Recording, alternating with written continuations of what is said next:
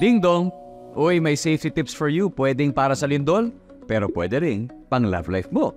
Number 1, iwasan maglagay ng mga babasagin sa mataas na lugar para iwas ma-fall kapag may malakas na lindol.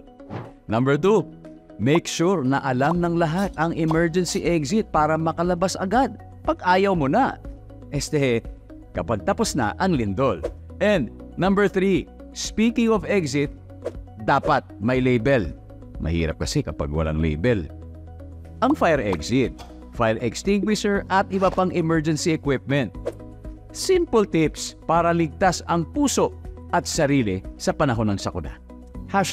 #panatag ang may alam.